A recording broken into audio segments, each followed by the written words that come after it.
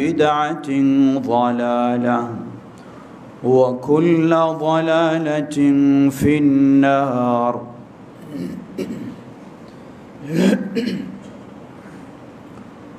فأعوذ بالله من الشيطان الرجيم بسم الله الرحمن الرحيم قل هذه سبيلي أدعو إلى الله على بصيرة أنا ومن اتبعني وسبحان الله وما أنا من المشركين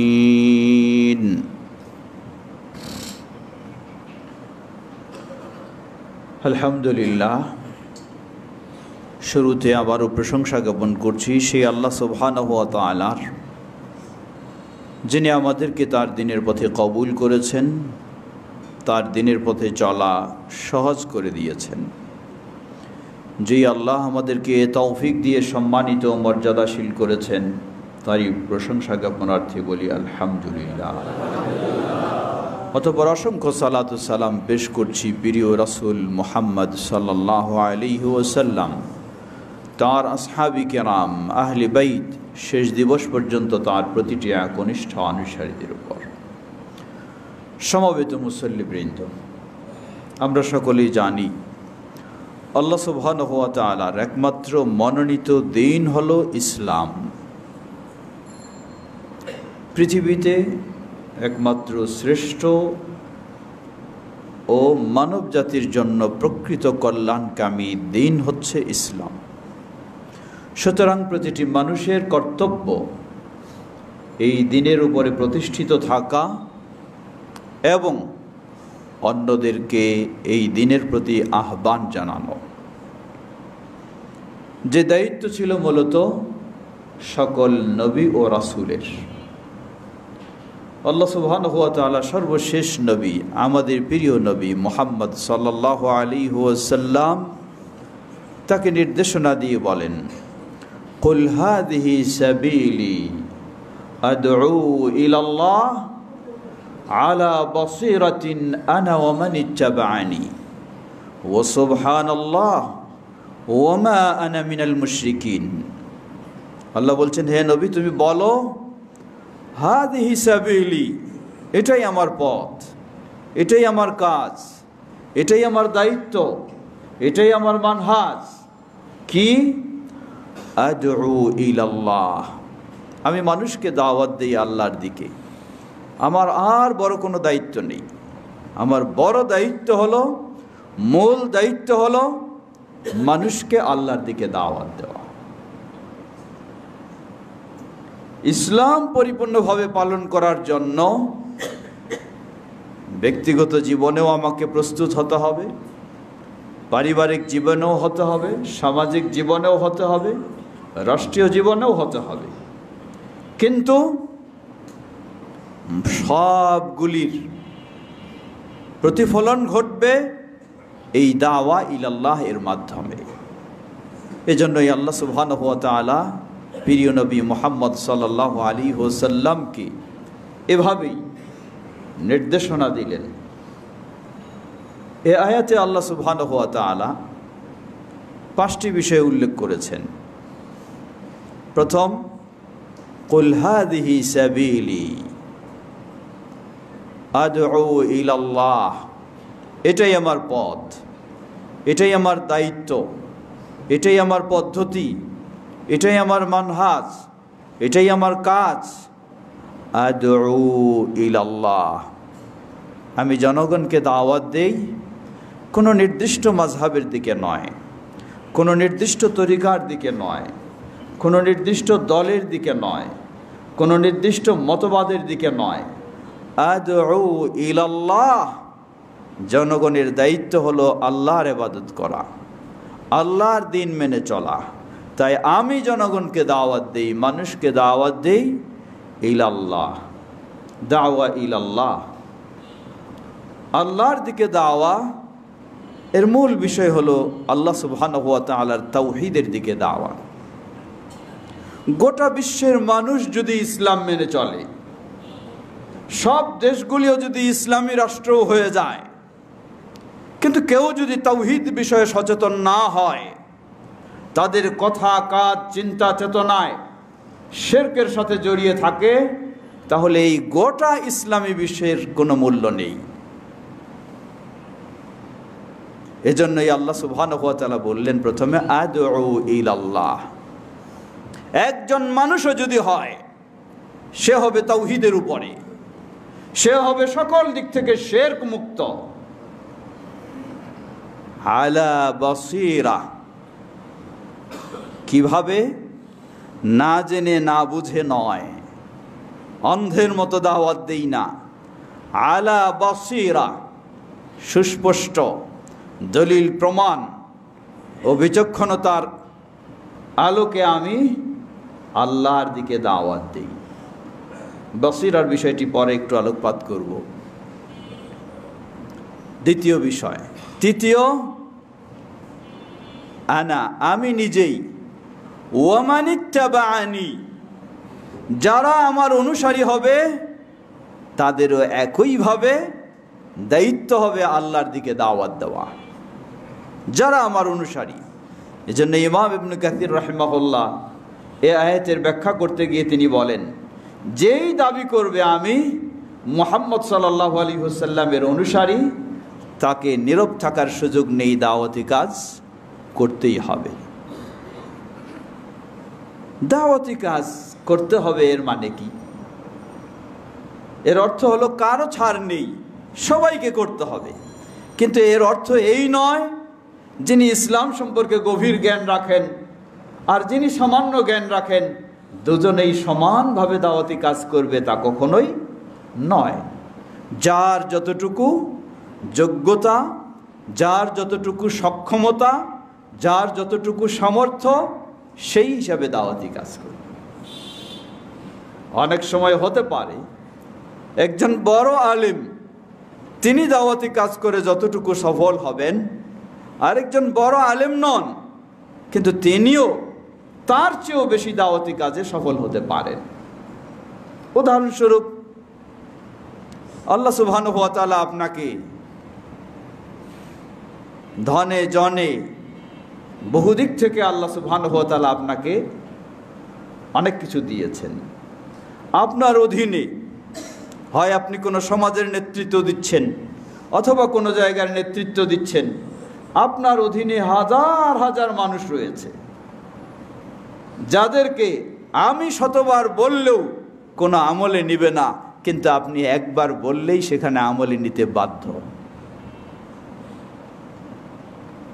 আপনি খুব বড় আলেম নন, কিন্তু আল্লাহ সুবহানাহু ওয়া তাআলা আপনাকে এমন একটি পরিবেশ দিয়েছেন, আপনি সামান্য কিছু বললেই বড় আলেমের চেয়েও সেখানে অনেক গুণে ফলপ্রসূ হবে,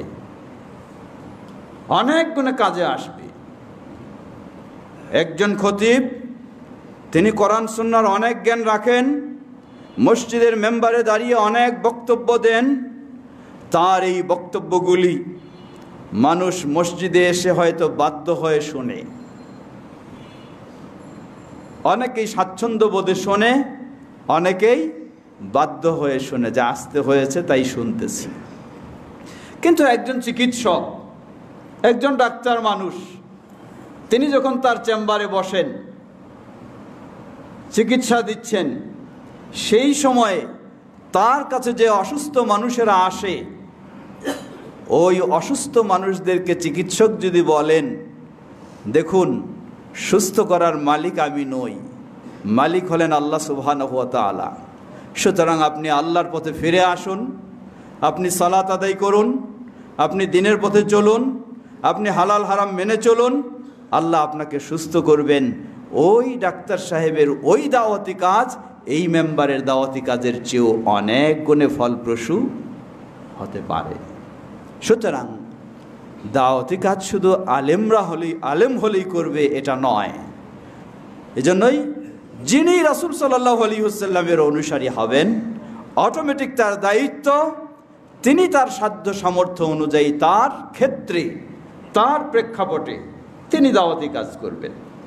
একজন মেয়ে মানুষ, তার দাওয়াতি কাজ বাইরে নয়, তার দাওয়াতি কাজ তার ভিতরে, নিজের পরিবারের সদস্যদের মাঝে, নিজের সন্তানদের মাঝে, অথবা ওই ধরনের মেয়েদের পরিবেশে যেখানে হয়তো একজন পুরুষ ওইভাবে দাওয়াতি কাজ করেও সফল হবে না, কিন্তু হবে একজন মেয়ে মানুষ, মেয়েদের মাঝে সেই বৈধ পন্থায়, বৈধ পরিবেশে, বৈধ ক্ষেত্রে দাওয়াতি কাজে সফল হবে। সুতরাং তৃতীয় বিষয় হলো, এ আয়াতে প্রতিটি ব্যক্তি যিনি মুহাম্মদ সাল্লাল্লাহু আলাইহি সাল্লামের অনুসারী তাকেই দাওয়াতি কাজ করতে হবে। তবে মনে রাখতে হবে, এই দাওয়াতি কাজ যেমন অত্যন্ত মর্যাদাপূর্ণ, অত্যন্ত ফজিলতপূর্ণ, তেমন এটি কবুল হওয়ার জন্যও সেখানে দুইটি শর্ত খেয়াল রাখতে হবে। আমি দাওয়াতি কাজ করি যদি আমার প্রশংসা বৃদ্ধি হওয়ার জন্য, আমাকে বড় আলেম বলবে এজন্য, আমাকে বড় ইসলামী স্কলার বলবে এজন্য, অথবা আমার হাতে হাজার হাজার মানুষ সঠিক পথ দেখছে এজন্য, তাহলে আমার এ দাওয়াতি কাজ হতে পারে বিশ্বজোড়া, বিশ্বভরা, কিন্তু আল্লাহ সুবহানাহু ওয়া তাআলার কাছে কবুলের আশা করা যাবে না। আল্লাহর কাছে কবুলের জন্য হতে হবে শুধু আল্লাহ সুবহানাহু ওয়া তাআলার সন্তুষ্টি অর্জনের লক্ষ্যে। দ্বিতীয়, যতই আমি দাওয়াতি কাজ করি শুধু আল্লাহর জন্যই জানকে ফানা করে দিচ্ছি, কিন্তু আমার কাজে যদি নবী মুহাম্মদ সাল্লাল্লাহু আলাইহি ওয়াসাল্লামের সুন্নাহর অনুসরণ না থাকে, তাহলেও সে দাওয়া প্রত্যাখ্যানযোগ্য, সেই ইবাদত প্রত্যাখ্যানযোগ্য, কখনো আল্লাহর কাছে কবুল হবে না। এখানে এই সুন্নাহর গুরুত্ব, এখানে রাসূল সাল্লাল্লাহু আলাইহি ওয়াসাল্লামের অনুসরণের গুরুত্ব। সমবেত মুসল্লিবৃন্দ, চতুর্থ বিষয়, ওয়া সুবহানাল্লাহ।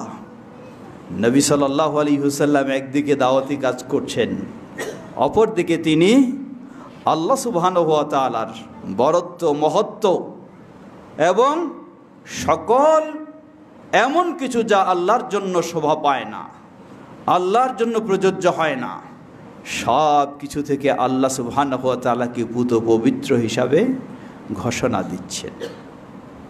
আজকে আমাদের অধিকাংশ মানুষ দাওয়াতি কাজ করে, রাজপথ দেখবেন কাঁপায় ফেলছে, কিন্তু তার ভিতরের অবস্থাটা তিনি বলছেন, যদি বলা হয় আল্লাহ কোথায়, বলছেন আল্লাহ আমার কলবের ভিতর। নাউজুবিল্লাহ। আপনি দাওয়াতি কাজে রাজপথ কাঁপিয়ে দিচ্ছেন, গোটা দেশব্যাপী আপনি নাড়াচাড়া দিয়ে উঠছেন, আর আপনাকে যখন জিজ্ঞাসা করা হয় আল্লাহ কোথায়, আপনি বলছেন আল্লাহ আমার কলবের ভিতর। কোরআন সুন্নাহ পরে রাখুন, ইমাম আবু হানিফা রাহিমাহুল্লাহর কথাই যদি বলি, তাহলে ইমাম আবু হানিফা রাহিমাহুল্লাহ এই আকীদাপন্থী মানুষদেরকে কুফরি আকীদায় বিশ্বাসী বলে তিনি ঘোষণা দিয়েছেন। সুতরাং নবী সাল্লাল্লাহু আলাইহি ওয়াসাল্লাম যে দাওয়া পালন করেছেন সেটির বৈশিষ্ট্য একটি অন্যতম, আমাকে সর্বক্ষেত্রে, আমার প্রতিটি কথায়, আমার প্রতিটি কাজে, আমার প্রতিটি চিন্তায়, আমার প্রতিটি পদক্ষেপে এমন হতে হবে, ওয়া সুবহানাল্লাহ, আল্লাহর মর্যাদাকে সমুন্নত করতে হবে। আল্লাহর মানহানিমূলক কোনো কাজ হতে পারে না। কিন্তু আমি সেই কুফরি আকীদা বিশ্বাস করেই যদি সারা জীবনটাও উৎসর্গ করে দেই, কখনো সেটি নবী মুহাম্মদ সাল্লাল্লাহু আলাইহি ওয়াসাল্লামের পদ্ধতি আদর্শ অনুযায়ী দাওয়া হবে না। পঞ্চম, ওয়ামা আনা মিনাল মুশরিকিন। খালি আপনি আল্লাহর বরত্ব, মহত্ব তুলে ধরবেন এটাই নয়, ওয়ামা আনা মিনাল মুশরিকিন। নবী সাল্লাল্লাহু আলাইহি ওয়াসাল্লাম এই স্বীকৃতিও দিচ্ছেন, আমি আল্লাহর দিকে দাওয়াত দেই, এই সব কিছু সর্বশেষ হলো আমি এই ডিক্লারেশন দিচ্ছি, ওয়ামা আনা মিনাল মুশরিকিন, আমি মুশরিকদের অন্তর্ভুক্ত নই। সুবহানাল্লাহ। এটি হলো মুহাম্মদ সাল্লাল্লাহু আলাইহি ওয়াসাল্লামের দাওয়ার বৈশিষ্ট্য। সুতরাং সমবেত মুসল্লিবৃন্দ, আমাদের সকলকেই নবী সাল্লাল্লাহু আলাইহি ওয়াসাল্লামের সুন্নাহর আলোকে, ইসলামের নির্দেশের আলোকে এই দাওয়া ইলাল্লাহ এর ভূমিকা রাখতে হবে। একদিকে যেমন এটি ইসলামের নির্দেশ, কঠিনভাবে নির্দেশ এসেছে কোরআন এবং সুন্নায়, খুতবার সংক্ষিপ্ত সময়ে সেগুলি বিস্তারিত তুলে ধরা সম্ভব নয়। অপরদিকে আল্লাহ সুবহানাহু ওয়া তাআলা এর বিশাল মর্যাদা দিয়েছেন। আল্লাহ রাসূল সাল্লাল্লাহু আলাইহি ওয়াসাল্লাম বলেন, মান দাআ ইলাল্লাহ, মান দাআ ইলাল হুদা ফালাহু আজরুহা ওয়া আজরু মান আমিলা বিহা, আও কামা ক্বালা নবী সাল্লাল্লাহু আলাইহি ওয়াসাল্লাম। মান দাআ ইলাল হুদা, যে ব্যক্তি কাউকে হেদায়েতের দিকে দাওয়াত দেয়। এজন্য এই ক্ষেত্রে বলা হয় যে মানুষ, আমরা সবাই চাই সওয়াব অর্জন করতে, কে না চায়? সবাই চাই, বেশি বেশি সওয়াব অর্জন করতে চাই। কিন্তু বেশি বেশি সওয়াব অর্জনের পন্থা অনেকগুলি রয়েছে। আপনি ফরজ ইবাদতগুলি পালন করলেন, অতঃপর আপনি সময় পেলেন 10 মিনিট, 10 মিনিট আপনি তেলাওয়াত করলেন, এর মাধ্যমে আপনি সওয়াব অর্জন করছেন।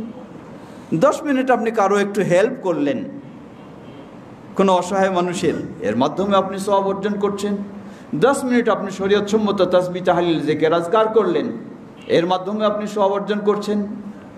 কিন্তু এই সওয়াব, এই 10 মিনিটের সওয়াব যতক্ষণ আপনি ইবাদত করবেন ততক্ষণই শুধু সওয়াব পাবেন। আর এই সওয়াবটি শুধু আপনার কাজের মধ্যেই সীমাবদ্ধ। পক্ষান্তরে এই 10 মিনিট যদি আপনি দাওয়া ইলাল্লাহর কাজ করতে পারেন, 10 মিনিটে একজন মানুষকে নামাজি বেনামাজি ছিল নামাজি বানানোর সুযোগ নিতে পারেন, 10 মিনিটে একজন ব্যক্তি তাওহীদের কথা ভুলে গিয়ে শিরকের পথে চলতো, তাকে বোঝায় তাওহীদের পথে নিয়ে আসতে পারেন, 10 মিনিটে একজন ব্যক্তি সুন্নাহর পথ ভুলে গিয়ে বেদার পথে জড়িয়েছিল চলতো, তাকে বুঝিয়ে সুন্নাহর পথে নিয়ে আসতে পারেন। 10 মিনিটের মধ্যে একজন মেয়ে মানুষ বেপর্দায় চলছিল, আপনি আপনার সেই মেয়ে মানুষকে সেই পর্দার দিকে আপনি নিয়ে আসতে পারলেন। আল্লাহর রাসূল সাল্লাল্লাহু আলাইহি ওয়াসাল্লাম বললেন, সুসংবাদ দিলেন, এই 10 মিনিটের, এটা তো আপনি একটি ইবাদত হিসাবে সওয়াব পাবেন এই 10 মিনিটের উপরন্তু এই 10 মিনিটে দাওয়া ইলাল্লাহর কাজ করার মাধ্যমে যেই মানুষটাকে তাওহীদের পথে নিয়ে এসেছেন, যাকে সুন্নাহর পথে নিয়ে এসেছেন, যাকে সালাতের পথে নিয়ে এসেছেন, যাকে পর্দার পথে নিয়ে এসেছেন, যাকে হালাল হারাম মেনে চলার পথে নিয়ে এসেছেন, ওই ব্যক্তি যদি আরও 50 বছর জীবিত থাকে, 50 বছর সালাত আদায় করে, 50 বছর তাওহীদের পথে চলে, 50 বছর সুন্নাহর পথে চলে, 50 বছর ইসলামের পথে চলে, 50 বছর চলার কারণে যত সওয়াব লাভ করবে, আপনি সেই 10 মিনিটের কারণে সমান সওয়াব আপনি লাভ করবেন। সুবহানাল্লাহ, আল্লাহু আকবার, আল্লাহু আকবার। এজন্য সবচেয়ে বেশি সওয়াব লাভের যে গুরুত্বপূর্ণ একটি ইবাদত, সেটি হলো দাওয়া ইলাল্লাহ। শুধু তাই নয়, আরেকটু চিন্তা করুন, আপনি একজন মানুষ প্রতিদিন সালাত আদায় করছেন, 5 ওয়াক্ত সালাত সুন্দরভাবে, কিন্তু আপনার এই সালাত একজন হিসেবে সালাত আদায় করেন, একজনের এই সওয়াব পাবেন। আপনি 10 জনের সালাতের সওয়াব পাবেন না, 20 জনের সালাতের সওয়াব পাবেন না। আপনি ইসলাম সম্পর্কে গভীর জ্ঞান রাখেন না, সামান্য জ্ঞান রাখেন, শুধু এতটুকু তো জ্ঞান রাখেন, একজন মুসলিম হিসাবে তাকে 5 ওয়াক্ত সালাত আদায় করতেই হবে, এর বিকল্প কোনো পথ নেই। এই জিনিসটি আপনি অন্যকে বোঝানোর চেষ্টা করুন। হতে পারে আপনার অধীনস্থ বহু মানুষ কাজ করে, সালাত নেই, গুরুত্ব নেই, আপনি একটু তাদেরকে সুন্দরভাবে দিক নির্দেশনা দিন, তোমরা নামাজি হও, সালাত আদায় করো। আপনার বলার মাধ্যমে যদি আপনি 10 জন মানুষকে সালাতের দিকে নিয়ে আসতে পারতেন, বেনামাজিকে, অথবা আরও কিছু বেশি, ধরে নেন আপনার গোটা জীবনে আপনি 100 জনকে পেয়েছেন, আল্লাহ সুবহানাহু ওয়া তাআলা আপনাকে পুরস্কার দেবেন প্রতিদিন আপনি 100 জনের সালাতের সওয়াব পেতে থাকবেন, যাদেরকে আপনি সালাতে নিয়ে এসেছেন। শুধু এতটুকুই নয়, দুনিয়া থেকে আপনি বিদায় নিয়ে চলে গেছেন, কিন্তু যাকে আপনি না বেনামাজি ছিল নামাজি বানিয়েছেন, বাতিল আকীদায় ছিল সঠিক আকীদায় নিয়ে এসেছেন, ওই ব্যক্তি এখনো বেঁচে আছে। সে তাওহীদের পথে চলছে, সুন্নাহর পথে চলছে, ইসলামের পথে চলছে। তার সব আমলগুলির সমান সওয়াব আপনি কবরে বসে সেগুলি লাভ করতেছেন। সুবহানাল্লাহ, সুবহানাল্লাহ। মনে রাখবেন, আল্লাহ রাসূল সাল্লাল্লাহু আলাইহি ওয়াসাল্লাম একই সাথে দুটো বিষয় উল্লেখ করেছেন। হাদিস সহিহ মুসলিমের, মান দাআ ইলা আল হুদা ফালাহু আজরুহা ওয়া আজরু মান আমিলা বিহা। যে ব্যক্তি কাউকে হেদায়েতের পথে দাওয়াত দেবে, এ কারণে সে তো সওয়াব লাভ করবে, আর যে এই হেদায়েতের আমল করবে সমান সে সওয়াব লাভ করবে। একই সাথে বললেন, ওয়া মান দাআ ইলা দালালা ফালাহু বিজরুহা ওয়া বিজরু মান আমিলা বিহা।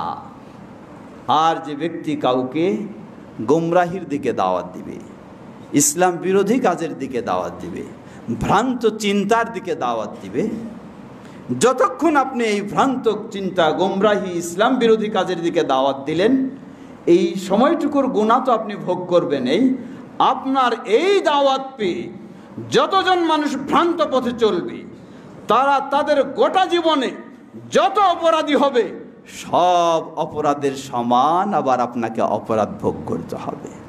নাউযুবিল্লাহ। এজন্য কি দরকার? এজন্য আপনাকে আগে নিশ্চিত হতে হবে আপনি কিসের দাওয়াত দিচ্ছেন।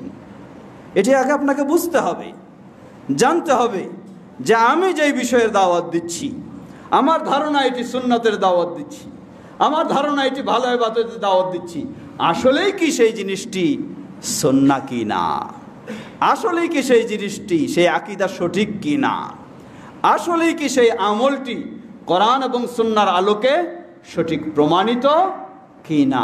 এটার নামই হলো আলা বসীরা। এজন্য ইমাম ইবনে তাইমিয়া রাহিমাহুল্লাহ তিনি আলা বসীরা এর ব্যাখ্যা করতে গিয়ে তিনি বলছেন, সকলকে মনে রাখতে হবে আলা বসীরা এটা হলো তিনটি জিনিস। আল ইলমু আবিল ফিকহু ক্বাবলা আদ-দাওয়া ওয়াল লিনু আবির রিফকু মা আদ-দাওয়া ওয়াস সাবরু বা'দা আদ-দাওয়া। দাওয়াতি কাজ করলাম, তার আগে আমাকে জানতে হবে আমি কিসের দিকে দাওয়াত দিচ্ছি, সেই জিনিসটি নির্ভেজাল কি না, সেই জিনিসটি সঠিক কি না, এটি আগে আমাকে নিশ্চিত হতে হবে, সেই জ্ঞান আমাকে রাখতে হবে। দ্বিতীয়, ওয়াল্লিনু মা'আদ দাওয়া। দাওয়াতি কাজ যখন আমি পরিচালনা করব, দাওয়াতি ফিল্ডে যখন আমি নামব, কোনো সন্দেহ নাই আমি সঠিক ইসলামের কথা বলছি, তাওহীদের কথা বলছি, সঠিক আকীদার কথা বলছি, এর অর্থ এই নয় আমি চরমপন্থী হয়ে যাব, উগ্রপন্থী হয়ে যাব, রূঢ় হব, কারো প্রতি চড়াও হব, দুর্ব্যবহার করব, এটা নয়। আমাকে অবশ্যই নম্রতা, ভদ্রতার পরিচয় সবসময় দিতে হবে। আল্লাহ সুবহানাহু ওয়া তাআলা বলেন, ফাবিমা রাহমাতিম মিনাল্লাহি লিনতা লাহুম ওয়ালাউ কুনতা ফাদ্দান গালিযাল কলবি লাম ফাদ্দু মিন হাওলিক। হে নবী, তুমি আল্লাহর বিশেষ রহমতে তাদের প্রতি নম্র ভদ্র হয়েছ। যদি তোমার হৃদয়টা শক্ত হতো, কঠোর হতো, তাহলে মানুষেরা তো তোমার থেকে সব ভেগে যেত, কেউ তোমার কাছে আসতো না। সুতরাং এই নম্রতা, এই ভদ্রতা দাওয়াতি কাজে অপরিহার্য বিষয়। এর মানে এই নয় আপনি শক্ত হয়ে প্রতিবাদ করবেন না, তা নয়। অবশ্যই প্রয়োজনে করবেন যখন যেটার পরিস্থিতি আসবে, তবে সেটি সর্বসময়ের জন্য নয়। সর্বসময়ে যেটাকে আপনি প্রাধান্য দেবেন বেশি, সেটি হলো আপনার নম্রতা, আপনার ভদ্রতা, আপনার শালীনতা, আপনার মার্জিত ভাষায় হবেন আপনি মার্জিত, কথায় হবেন আপনি মার্জিত, কাজে হবেন আপনি মার্জিত। তাহলে মানুষ আপনার প্রতি আন্তরিক হবে, আপনার সঠিক বিষয়টাকে গ্রহণ করার চেষ্টা করবে। লক্ষ্য করুন, নবী সাল্লাল্লাহু আলাইহি ওয়াসাল্লাম, হাদিসটি সহিহুল বুখারীর, ঘরে আছেন। এমন সময় কিছু ইহুদি কয়েকজন নবী সাল্লাল্লাহু আলাইহি ওয়াসাল্লামের কাছে দেখা করতে আসবে, অনুমতি চাইল। তিনি অনুমতি দিলেন, কারণ তিনি তো মুসলিমদের জন্য সীমাবদ্ধ নয়, সবারই জন্য অনুমতি দিলেন। ইহুদি তারা ভিতরে ঢুকেই প্রথমে সালাম জানাচ্ছে, আসসালামু আলাইকুম। আসসালা নয়, আসসালামু আলাইকুম, অর্থ হলো আপনার ধ্বংস হোক। নবী সাল্লাল্লাহু আলাইহি ওয়াসাল্লাম সুন্দর ভাষায় জবাব দিলেন, ওয়া আলাইকুম, তোমাদের ধ্বংস হোক। আর বেশি কিছু বললেন না। তারপর সুন্দরভাবে কথাবার্তা হয়ে বের হয়ে গেল। উম্মুল মুমিনিন আয়েশা রাদিয়াল্লাহু আনহা ঘরের ভিতরেই আছেন, পর্দার আড়ালে সব কিছু দেখলেন, শুনলেন, কিন্তু নিজেকে সামলায় রাখতে পারছেন না, রেগে যাচ্ছেন। কারণ নবী সাল্লাল্লাহু আলাইহি ওয়াসাল্লাম উম্মুল মুমিনিন আয়েশা রাদিয়াল্লাহু আনহার তো শুধু নবী রাসূল নন, তিনি তার জীবন সঙ্গী, স্বামী। অতএব রাসূল সাল্লাল্লাহু আলাইহি ওয়াসাল্লামের সাথে এই আচরণ করবে, তারা এসে রাসূল সাল্লাল্লাহু আলাইহি ওয়াসাল্লামের ঘরে ঢুকে বলবে আপনার ধ্বংস হোক, এটি তো মেনে নেওয়ার সুযোগ নেই কখনো। আয়েশা রাদিয়াল্লাহু আনহা তারা চলে গেলেই রাসূল সাল্লাল্লাহু আলাইহি ওয়াসাল্লামের সামনে এসে তাদেরকে খুব বলাবলি শুরু করলেন, তাদের উপর লানত বর্ষণ করা ইত্যাদি শুরু করলেন। খুব রেগে গেলেন। আল্লাহ রাসূল সাল্লাল্লাহু আলাইহি ওয়াসাল্লাম বললেন, হে আয়েশা, কি হলো, তুমি কেন এরকম করছো? রাসূল সাল্লাল্লাহু আলাইহি ওয়াসাল্লামকে উল্টা শক্তভাবে বললেন, আপনি শুনেননি তারা কি বলেছে? তারা আপনার ধ্বংস কামনা করবে আর আমি চুপ থাকবো, মানে এটা তো হতে পারে না। রাসূল সাল্লাল্লাহু আলাইহি ওয়াসাল্লাম আবার খুব নম্রভাবে বললেন, হে আয়েশা, তুমি কি দেখোনি আমি কি ব্যবহার করেছি, আমি কি জবাব দিয়েছি? আমিও তো তাদের জবাব দিয়েছি, ও আলাইকুম, তোমাদেরও ধ্বংস হোক। তারা হাজারো বার যদি আমার ধ্বংস কামনা করে আর আমি যদি একবার কামনা করি, আল্লাহ সুবহানাহু ওয়া তাআলা তো তাদেরটা কবুল করবেন না, আমারটাই কবুল করবেন। আমার তো খারাপ ভাষা ব্যবহারের দরকার নাই, তাদেরকে গালিগালাজ করা আমার দরকার নাই, খালি এই সহজ ভাষায় এই দোয়া যদি আল্লাহ কবুল করেন এটাই যথেষ্ট। তারপর বললেন, হে আয়েশা, জেনে রাখো, ইন্নাল্লাহা রাফিকুন ওয়া ইউহিব্বুর রিফকা, আল্লাহ সুবহানাহু ওয়া তাআলা তিনি হলেন নম্র ভদ্র, আর তিনি নম্রতা ভদ্রতাকে পছন্দ করেন, ভালোবাসেন। সুবহানাল্লাহ। সুতরাং এ দাওয়াতি কাজ উগ্রতা নিয়ে নয়, চরমপন্থা নিয়ে নয়, রাজপথে শুধু কাঁপাতে পারলেই আপনার দাওয়াতি কাজ হয়ে গেল। অনেক সময় বিভিন্ন জন বলে, আমাদেরকে বলে, কি এত সব অন্যায় হয়, সেই হয়, আপনাদের কোনো প্রতিবাদ নেই, জমিয়তে আহলে হাদিসের কোনো প্রতিবাদ নেই, রাজপথে কোনো মিছিল নেই, রাজপথে কোনো সমাবেশ নেই, আপনারা কি আসলে ইসলামের পক্ষে কাজ করেন না কি করেন? এই ধরনের কথা শোনায়। কারণটা কি? কারণটা হলো ওই মানুষটা বুঝে যে রাজপথে খালি দৌড়ঝাঁপ করলেই মনে হয় ইসলামের কাজ হয়ে যায়। কিন্তু আমরা কিভাবে আমাদের কৌশলে বিভিন্ন পর্যায়ে কাজ রয়েছে সেটি তো তার নলেজে নেই, সেটি সে জানে না, এবং ইসলামের সঠিক দাওয়ার পদ্ধতিও তার জানা নেই। মনে করে সেই কিছু চরমপন্থী মানুষের মতো রাস্তায় নামলেই বোধে ইসলামী কাজ হয়ে গেল। না, মহানবী সাল্লাল্লাহু আলাইহি ওয়াসাল্লামের বিরুদ্ধে মানহানিকর বিভিন্ন জন বিভিন্ন রকমের কথা বলে, কিছু মানুষ রাজপথ গরম করে তাদের প্রতিবাদ করতে। আপনি একটু এই রাজপথে যারা গরম করছে তাদেরকে একটু জিজ্ঞাসা করে দেখুন যে তোমরা নবী সাল্লাল্লাহু আলাইহি ওয়াসাল্লামের সাথে অবমাননাকর আচরণের কারণে রাজপথে নেমেছ, তোমরা কি সত্যিকারই তোমাদের জীবনে নবী সাল্লাল্লাহু আলাইহি ওয়াসাল্লামের সুন্নাহ মেনে চলার চেষ্টা করো? অনেককেই পাবেন না। তোমরা কি সালাত আদায় করো নবী সাল্লাল্লাহু আলাইহি ওয়াসাল্লামের সুন্নাহ অনুযায়ী? তোমরা কি ইসলাম মেনে চলো নবী সাল্লাল্লাহু আলাইহি ওয়াসাল্লামের সুন্নাহ অনুযায়ী? তোমরা কি আকীদা পোষণ করো নবী সাল্লাল্লাহু আলাইহি ওয়াসাল্লামের আকীদা অনুযায়ী? অধিকাংশ প্রশ্নের জবাব পাবেন না। সালাত আদায় করি আমার মাযহাবে যেমন আছে, সালাত আদায় করি আমার পীর সাহেব যেমন বলেছেন, আকীদা পোষণ করি আমার মুরব্বীরা যেভাবে বলেছেন। লা হাওলা ওয়ালা কুওয়াতা ইল্লা বিল্লাহ। আপনি আপনার আকীদায় হলেন মুরব্বীদের মতো, আপনি সালাতে হলেন মাযহাবের মতো, আপনি আমলে হলেন তরিকার মতো, আর আপনি রাজপথে মিছিল করছেন, নবী সাল্লাল্লাহু আলাইহি সাল্লামের অবমাননার প্রতিবাদ করছেন, কিন্তু আপনার সালাতে নবী সাল্লাল্লাহু আলাইহি সাল্লামের সুন্নাহ নিয়ে আসতে পারেননি, আপনার আকীদায় নবী সাল্লাল্লাহু আলাইহি সাল্লামের আকীদা নিয়ে আসতে পারেননি, আপনার আমলে নবী সাল্লাল্লাহু আলাইহি সাল্লামের অনুসরণ নিয়ে আসতে পারেননি, তাহলে এই রাজপথের আপনার সংগ্রামের মূল্য কি আছে? নিজেই তো আপনি নবী সাল্লাল্লাহু আলাইহি সাল্লামকে অবমাননা করে চলছেন। যদি নিজে সত্যি নবী সাল্লাল্লাহু আলাইহি সাল্লামকে ভালোবাসতেন, সত্যি নবী সাল্লাল্লাহু আলাইহি সাল্লামের সুন্নাহকে মর্যাদা দিতেন, সত্যি নবী সাল্লাল্লাহু আলাইহি সাল্লামের সুন্নাহকে আপনি গুরুত্ব দিতেন, তাহলে আপনার প্রতিটি কথা কাজে আপনি বলতেন কিভাবে আল্লাহ রাসূল সাল্লাল্লাহু আলাইহি সাল্লাম করতে বলেছেন বা কিভাবে করেছেন, সেই চিন্তায় আপনার থাকতো, যেটি আজকে আহলুল হাদিসদের রয়েছে। সমবেত মুসল্লিবৃন্দ, সুতরাং দ্বিতীয় বিষয় হলো আল-লিনু মা'আদ দাওয়া।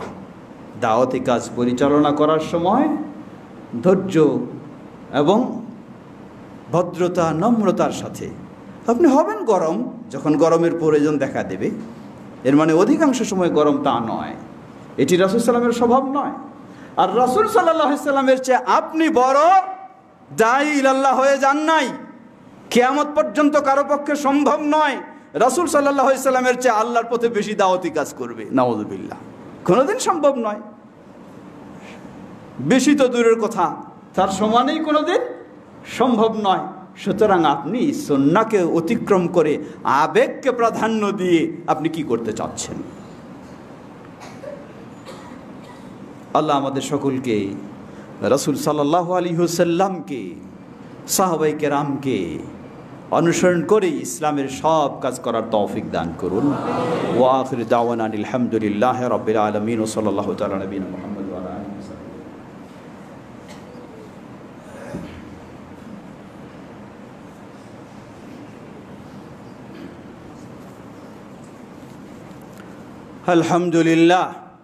আলহামদুলিল্লাহি রাব্বিল আলামিন والصلاة والسلام على عبد الله ورسوله نبينا محمد وعلى آله وصحبه أجمعين أما بعد।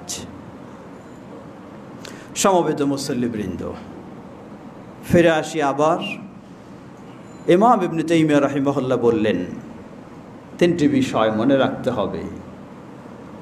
বসিরা, বিচক্ষণতার মূল বিষয় হলো তিনটি। প্রথম, দাওয়াতি কাজ শুরু করার আগে যেই বিষয়ে আমি দাওয়াত দেব সেটি কোরআন ও সুন্নাহর আলোকে সঠিক আছে কি না। দ্বিতীয়, দাওয়াতি কাজ আঞ্জাম দেওয়ার সময় আমার নম্রতা, ভদ্রতা, সুন্দর আচরণ থাকতে হবে। তৃতীয়, ওয়াসসাবরু বা'দা দাওয়া। এখানে অনেকেই ভুল পথে চলে যায়। ওয়াসসাবরু বা'দা দাওয়া, আপনার কাজ নয়, আপনার দায়িত্ব নয় একজন মানুষকে মুসলিম বানাতেই হবে, এটা দায়িত্ব আপনার নয়। আপনার দায়িত্ব ইসলামের দিকে দাওয়াত দিতে হবে। কাউকে মারপিট দিয়ে আপনাকে নামাজি বানাতে হবে, এটা আপনার দায়িত্ব নয়। আপনার দায়িত্ব সালাতের আপনি দাওয়াত দেবেন, ধৈর্য ধারণ করবেন। এই দাওয়াতের ফল পাওয়ার ক্ষেত্রে আমরা অনেক সময় বিচলিত হই। আরে এই লোকটাকে বললাম কতবার, কিছুই শুনলো না, কি এখন ওই লোকটারে গালিগালাজ শুরু করে দেয়। আপনার এই গালিগালাজে তো ওই লোকটা আপনার পথে আসবে না, আপনার শত্রু হয়ে যাবে আরো। সুতরাং আপনি ধৈর্যের সাথে তাকে দাওয়াত দিতেই থাকেন। ফলাফল তড়িঘড়ির সুযোগ নেই, ফলাফল তো আল্লাহ সুবহানাহু ওয়া তাআলার হাতে। স্বয়ং আল্লাহ সুবহানাহু ওয়া তাআলা নবী সাল্লাল্লাহু আলাইহি সাল্লামকে বলেন, ইন্নাকা লা তাহদি মান আহবাবতা ওয়ালাকিন্নাল্লাহা ইয়াহদি মান ইয়াশা। হে নবী, তুমি যাকেই পছন্দ করো তাকেই তুমি ইসলামের পথে হেদায়েত দিয়ে ফেলবা, এটা নয়। আল্লাহ যাকে চান তাকেই আল্লাহ হেদায়েত দেবেন। এটা যদি নবী সাল্লাল্লাহু আলাইহি সাল্লামের ক্ষেত্রে হয়, তাহলে আমার ক্ষেত্রে কি হতে পারে? কেন আমি অস্থির হয়ে উঠি? কেন আমি চরমপন্থা বেছে নিই? দাওয়াত দিলাম, মানলো না, কি করব? প্রয়োজনে বোমা মেরে সব শেষ করে দেব। কেন মানবে না? না, এই চরমপন্থা আপনাকে ইসলাম শিক্ষা দেয় নাই। এটি দিয়ে ইসলামের কোনো উপকার হবে না, এটি দিয়ে ইসলামের আরও ক্ষতি হবে। সুতরাং ধৈর্যের পরিচয় আপনাকে সব সময় দিতেই হবে। নবী সাল্লাল্লাহু আলাইহি ওয়াসাল্লাম হলেন আমাদের মডেল। সেই মডেলকে সামনে রেখেই আমরা আমাদের দাওয়াতি কর্মকাণ্ডে সবসময় এগিয়ে চলব।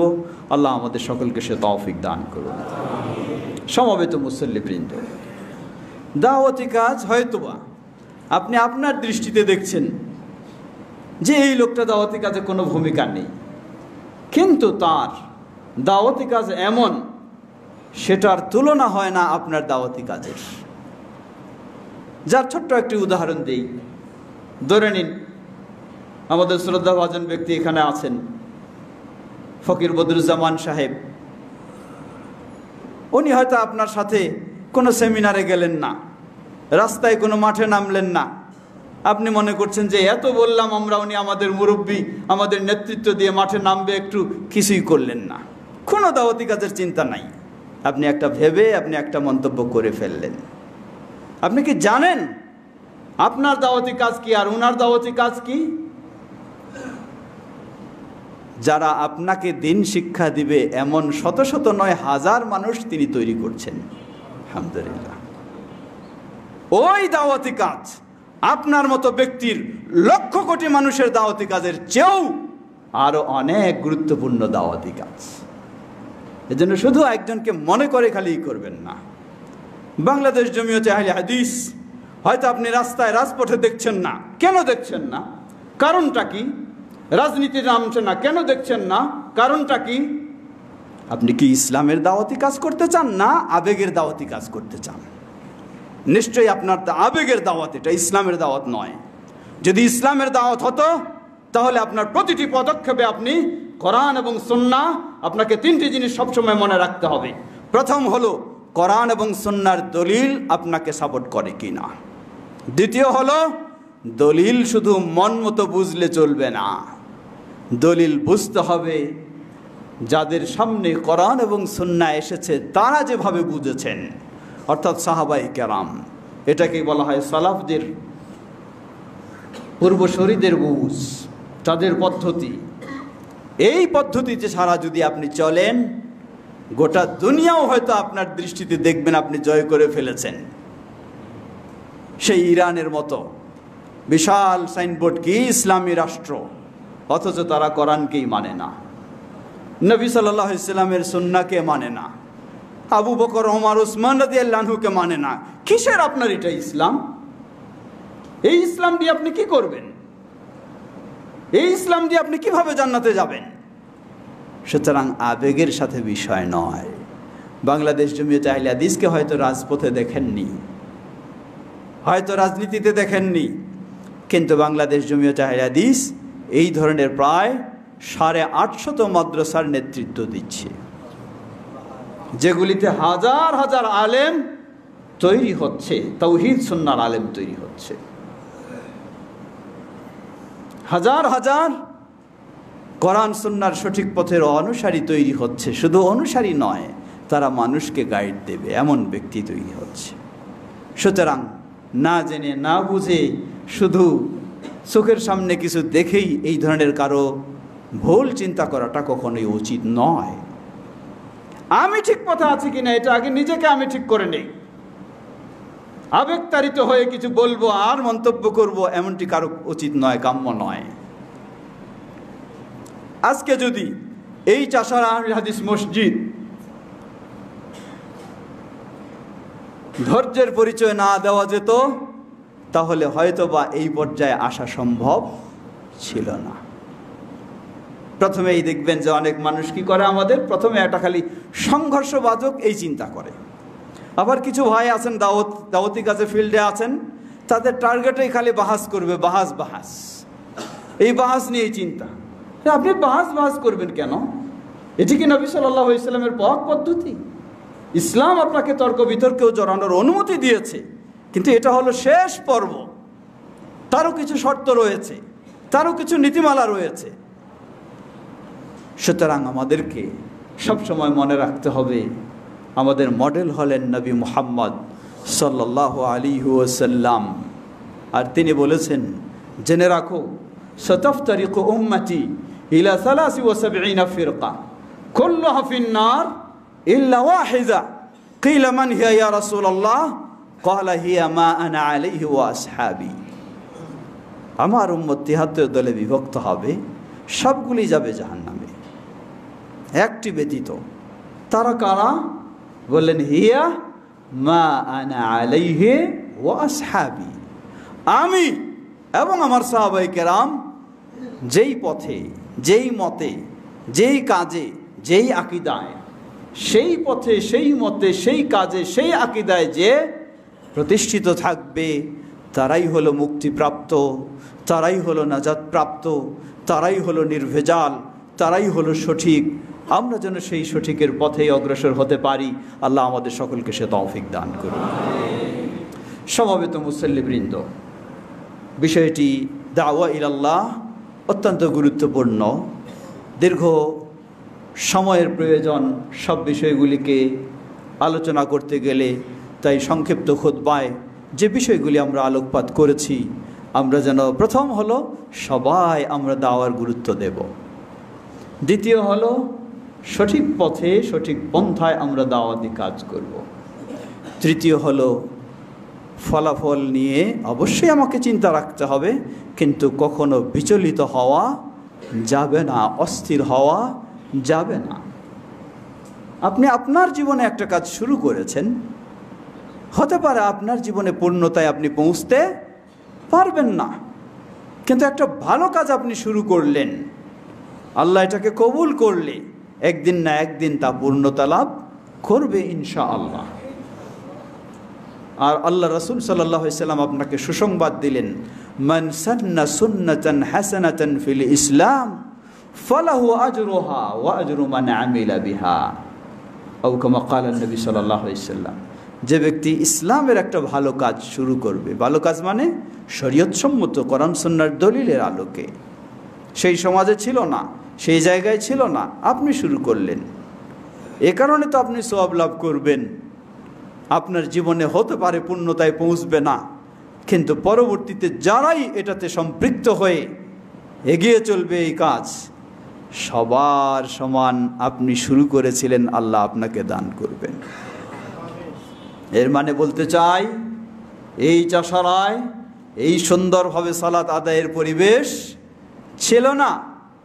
যারা এই জায়গা দিয়েছেন, সেই প্রথমের পরিবেশে অনেক ত্যাগ স্বীকার করেছেন, অনেক ঝড়ঝাপটা সয়েছেন, ধৈর্যের পরিচয় দিয়েছেন। আজ পর্যন্ত আজকে কত সুন্দরভাবে প্রতিষ্ঠিত হয়েছে আলহামদুলিল্লাহ। কিন্তু তারা আজকে হয়তো আমাদের মাঝে অনেকেই নেই, বিদায় নিয়ে চলে গেছেন। কিন্তু বিদায় নিয়ে চলে গেলেও আপনার আমার এই সুন্দর ইবাদতের সওয়াব থেকে তারা বঞ্চিত হচ্ছেন না, সেগুলি তারা পাচ্ছে নেই। আল্লাহ তাদেরকে কবুল করে নিন। যারা এর পিছনে, এই মসজিদের পিছনে অবদান রেখেছেন এবং অবদান রাখছেন, আল্লাহ সকলকে এর জাযায়ে খায়ের দান করুন।